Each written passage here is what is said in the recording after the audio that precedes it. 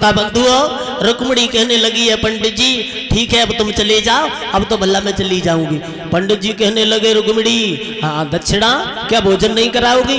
एकदम से रुक्मिणी कहने लगी पंडित जी भला आप क्षमा करियो, अगर तुम्हें हमने भोजन कराओ तो जहाँ आंगन में देर लग जाई तब तक कन्हैया लौट के द्वारका को चले जाएंगे, तुम्हारी मेहनत बर्बाद। उसी समय ब्राह्मण कहने लगे हैं ठीक है कोई बात नहीं, ऐसी बहाने से फिर कभी भगवान के दर्शन होंगे। और ब्राह्मण चले जाते हैं। उधर रुक्मिणी पूजा करने के बहाने जब घर से निकली है तो रुकुम आ गया, कहने लगा लड़की कहाँ जा रही है? बोली भैया पूजा करने जा रही हूँ। बोले अकेले नहीं जाएगी, दो चार लड़कियों को साथ भेज दिया। रुक्मिणी का सुना है बोली अकेली आगे आगे बजत जात, सहेलियां कह लगी ठीक है बको कल ब्याह हुआ भला काऊ से बात ही नहीं कर रही, बड़ो पाँव सभा उठत। रुक्मिणी बढ़त भैया आगे चली गई। उधर अलूपा भवानी के रथ मंदिर के पास में रथ खड़ा है, भगवान उसी रथ में बैठे हैं। उधर सोचने लगे हैं भला ब्राह्मण ने तो बड़े असमंजस में डाल दिया, अकेली रुक्मिणी को भेजने के चक्कर में दो चार लड़कियां भेज दी, भला हमें जाना है पता हो कि कौन सी रुक्मिणी है। और रुक्मिणी उतर सोचने लगी हाय राम कहूँ ऐसा ना हो कि ब्राह्मण देव ने इतनी मेहनत करी और हमारे चक्कर में कहूँ काऊ दूसरी को धरे चले गए तो हमारी तो जिंदगी खराब हुआ। तो एकदम से सहेलियों से पूछने लगी कायरी सहेली भला जब बता कि जा फौज किन की है? बोली जी दंत बक्र की। बोले जा फौज किन की है? बोले जी जरासंध की। जो से हाथ में कंगन बंद हो रहा है भाई हाथ रुक्मिणी ने उठाओ, कन्हैया सोचने लगे जाए रुक्मिणी। जब रथ के करीब पहुंची आंखों ही आंखों में नमस्ते हो गई। रुक्मिणी कहने लगी है प्रभु तुम्हारे हाथ में क्या है?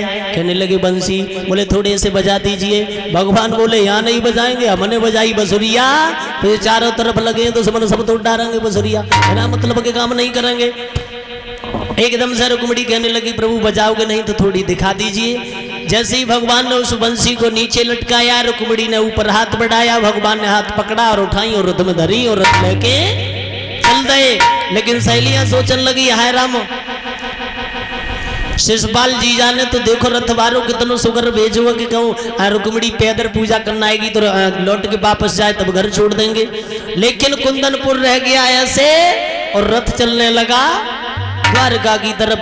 तो वे सब लड़कियां एकदम से भागी और बोली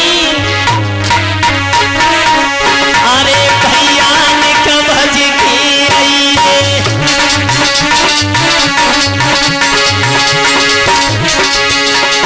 अरे भैया ने कबज की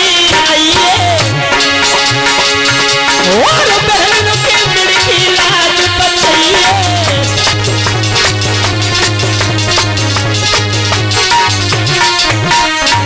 और लड़कियां बोलिए माता कि जाने करिया करिया तो मैंने रुक्मिणी को ले गया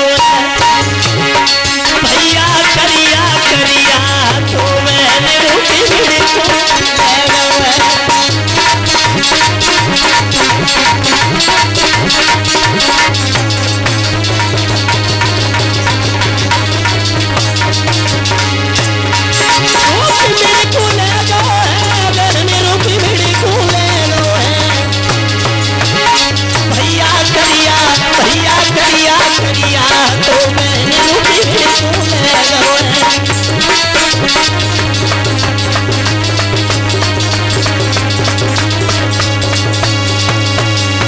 श्रोता बंधुओं सभी लड़कियां भाजी हैं। उधर रुकुम ने सुना है तो कहने लगे ही लड़कियों किसी से जाकर के कहना नहीं है, मैं अभी गया और अभी आया।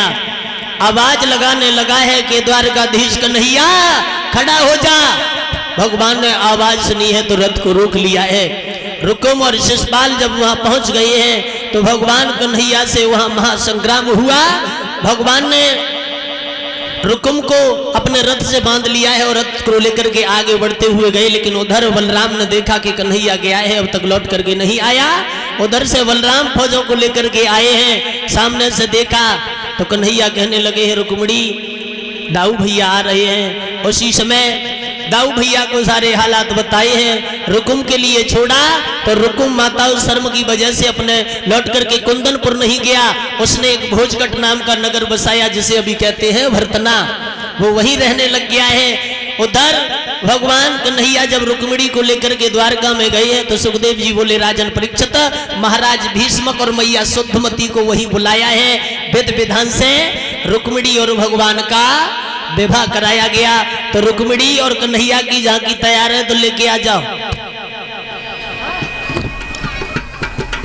उससे पहले सभी भाई बंधु माता बहनाएं ताली बजा करके भगवान का भजन बोल लीजिए।